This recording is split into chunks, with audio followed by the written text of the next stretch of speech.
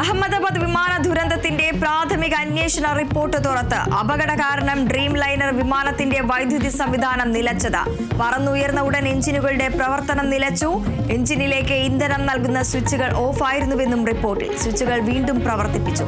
എഞ്ചിനുകൾ പ്രവർത്തിക്കും മുൻപ് വിമാനം തകർന്നു വീണെന്നും പ്രാഥമിക അന്വേഷണ റിപ്പോർട്ടിൽ.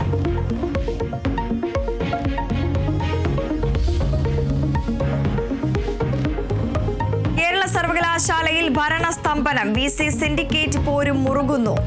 യോഗം വിളിക്കണമെന്ന് ഇടത് സിൻഡിക്കേറ്റ് അംഗങ്ങൾ. തീരുമാനമെടുക്കാതെ VC. സുപ്രധാന ഫയലുകളിൽ പോലും കാലതാമസം. പോരിനിടെ അവധിയിൽ പോകാൻ താൽപര്യം പ്രകടിപ്പിച്ച മിനി കാപ്പൻ.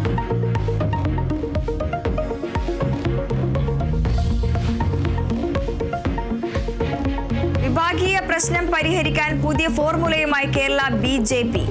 മുൻ സംസ്ഥാന അധ്യക്ഷൻ K. സുരേന്ദ്രനെ BJP രാജ്യസഭയിലേക്ക് പരിഗണിക്കുന്നതായി സൂചന. ഉത്തരേന്ത്യയിലെ രാജ്യസഭാ സീറ്റിൽ നിന്നും MP ആക്കാൻ നീക്കം.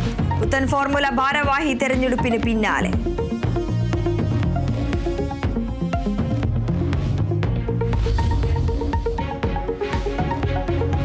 കേന്ദ്ര ആഭ്യന്തരമന്ത്രി അമിത് ഷാ കേരളത്തിൽ എത്തിയത് 2 ദിവസത്തെ സന്ദർശനത്തിനായി. തിരുവനന്തപുരത്ത് BJP സംസ്ഥാന കാര്യാലയം ഉദ്ഘാടനം ചെയ്യും.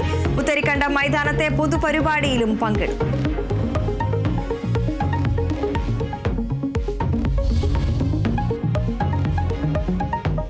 സംസ്ഥാനത്ത് ഇന്നും നാളെയും വ്യാപക മഴയ്ക്ക് സാധ്യത. 9 ജില്ലകളിൽ യെല്ലോ അലർട്ട് പ്രഖ്യാപിച്ചു. ഈ മാസം 14 വരെ വിവിധ ജില്ലകളിൽ മുന്നറിയിപ്പ്. കേരള, കർണാടക, ലക്ഷദ്വീപ് തീരങ്ങളിൽ മത്സ്യബന്ധനത്തിന് തടസ്സമില്ലെന്ന് കാലാവസ്ഥാ വകുപ്പ്.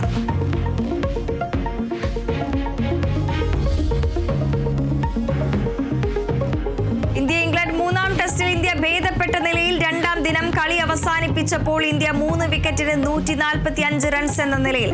ഋഷഭ് പന്തും KL രാഹുലും ക്രീസിൽ. 3-ാം ദിനത്തിന്റെ ആദ്യ സെഷൻ നിർണായകം.